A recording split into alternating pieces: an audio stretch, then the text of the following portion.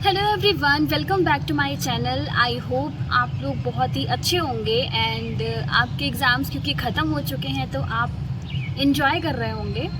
और अब तो आपको इंतज़ार होगा आपके रिज़ल्ट का कि आपका रिज़ल्ट जल्दी से निकले एंड काउंसलिंग हो और आपका जो ड्रीम कॉलेज है उसमें आप एडमिशन ले सकें।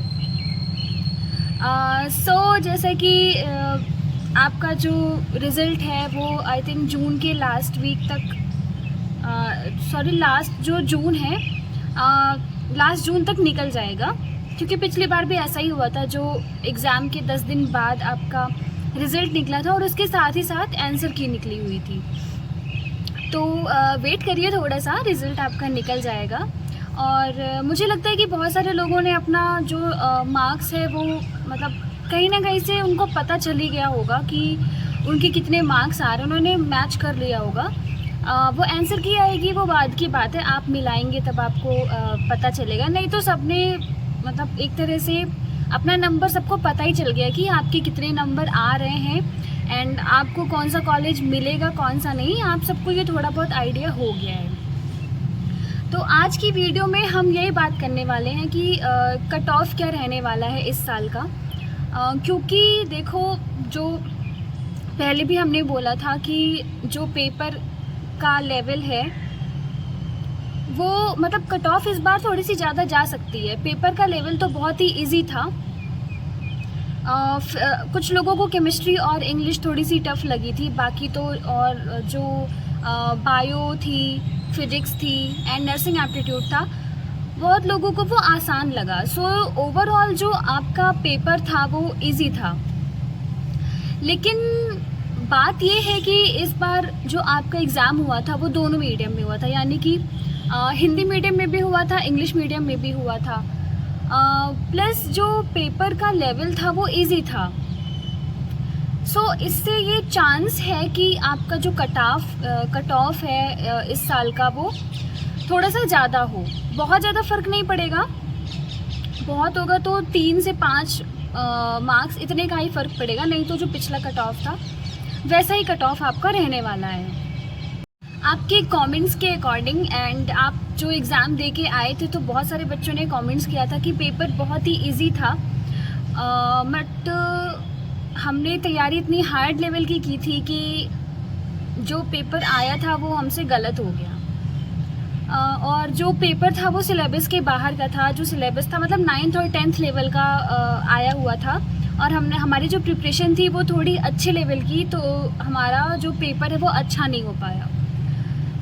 होता है कभी कभी ऐसा होता है कि मतलब एग्ज़ाम में आप क्वेश्चंस देखते हैं और आपको लगता है कि ये क्वेश्चन आ गया, इतना आसान क्वेश्चन आ सकता है, एंड आप उसमें कंफ्यूज हो जाते हो कि नहीं, ये क्वेश्चन नहीं हो सकता इतना आसान, पक्का इसमें कुछ ट्रिक होगी, एंड उस चक्कर में आपके क्वेश्चंस गलत हो जाते हैं। कई बार होता है कि मतलब कि बेसिक क्लियर नहीं है तो भी आपके जो क्वेश्चंस हैं वो गलत हो जाते हैं। तो यही इस बार भी हुआ है, बहुत सारे बच्चों के क्वेश्चंस गलत हुए हैं।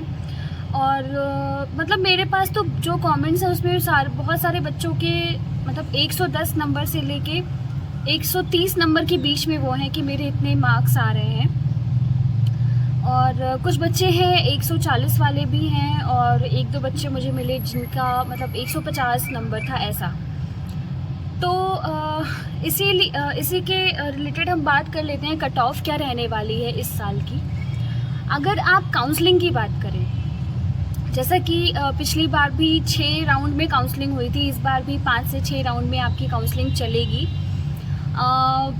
अगर काउंसलिंग की बात करें तो अगर आपके 75 to 80 मार्क्स हैं तो आप काउंसलिंग में पार्टिसिपेट कर सकते हैं। अभी ये कट ऑफ की बात नहीं हो रही है, मतलब अगर जैसे आपके पिछली बार तो 70 मार्क्स पे भी लास्ट राउंड तक कॉलेज मिल गया था, प्राइवेट कॉलेज जिनके 70 मार्क्स थे उन्होंने भी काउंसलिंग करवाई थी अपनी मॉप अप राउंड में।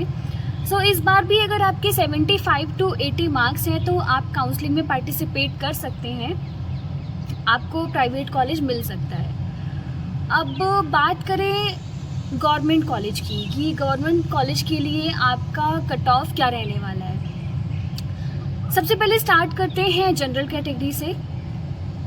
अगर आप जनरल कैटेगरी में हैं और आपके 140 मार्क्स आ रहे हैं, 140 या फिर 138, 140 इतने मार्क्स आ रहे हैं, तो आपको गवर्नमेंट कॉलेज मिल जाएगा आराम से। मतलब अगर 140 मार्क्स है तो आप सेफ़ हैं, आपको गवर्नमेंट कॉलेज मिलेगा। लेकिन बस गवर्नमेंट कॉलेज मिलेगा। जो बहुत अच्छे गवर्नमेंट कॉलेजेस हैं जैसे कि KGMU हो गया, PGI हो गया, RML हो गया, इन सब के लिए थोड़े ज़्यादा मार्क्स चाहिए होंगे। 140 है तो आपको गवर्नमेंट कॉलेज तो पक्का है, आप सेफ़ हैं। अगर आपके 145 इतने मार्क्स हैं तो आपको ठीक ठाक मतलब गवर्नमेंट कॉलेज मिल जाएगा। लेकिन यही अगर आपके मार्क्स 150 प्लस यानी कि 155, 160 अगर हैं तो इतने मार्क्स में आपको KGMU आराम से मिल जाएगा। KGMU हो गया, PGI हो गया एंड RML हो गया। सो आपके जो ये अच्छे अच्छे कॉलेजेस हैं, टॉप मेडिकल कॉलेजेस हैं, वो आपको इजीली मिल जाएंगे। बट अगर वही कट ऑफ की बात करते हैं तो अगर 140 मार्क्स भी आपके हैं और आप जनरल कैटेगरी से हैं तो आपको कोई ना कोई गवर्नमेंट कॉलेज मिल जाएगा। जनरल कैटेगरी के बाद अब हम बात करते हैं OBC की। OBC और EWS में बहुत ज़्यादा फ़र्क नहीं रहता है। सो अगर आपके मार्क्स 130, 132 ऐसे आ रहे हैं तो आप सेफ़ हैं, आपको गवर्नमेंट कॉलेज मिल जाएगा। अगेन ये सिर्फ गवर्नमेंट कॉलेज के लिए है। अगर आपके यहीं पे 140 मार्क्स आ रहे हैं तो आपको ठीक कॉलेज मिल जाएगा। लेकिन यही अगर आपको कोई टॉप कॉलेज चाहिए जैसे कि KGMU वगैरह हो गया, इसमें भी अगर आपके यहीं पे 150 मार्क्स आ रहे हैं, 152 मार्क्स हैं, तो आपको आराम से टॉप कॉलेजेस मिल जाएंगे अगर आप OBC कैटेगरी के हैं। बट अगर ये कट ऑफ की बात है तो अगर आपके 130 to 135 ऐसे मार्क्स हैं तो आपको आराम से गवर्नमेंट कॉलेज मिल जाएगा। ये तो बात हो गई OBC कैटेगरी की। अब हम बात करते हैं SC कैटेगरी की। SC कैटेगरी में क्या है कि अगर SC कैटेगरी की कट ऑफ की बात करें, अगर आपके 120 मार्क्स, आप 2-4 नंबर आगे पीछे भी कर सकते हैं, बट इस बार थोड़ा सा ये है कि कट ऑफ ज़्यादा ही जाएगी, तो आप 2-4 नंबर ज़्यादा ही लेके चले। जैसे कि 120 मैं बता रही हूँ तो 120 से लेके 123, 124 मार्क्स, अगर आपके 120 प्लस मार्क्स हैं तो आप एक तरह से सेफ़ जोन में हैं, आपको गवर्नमेंट कॉलेज मिल जाएगा।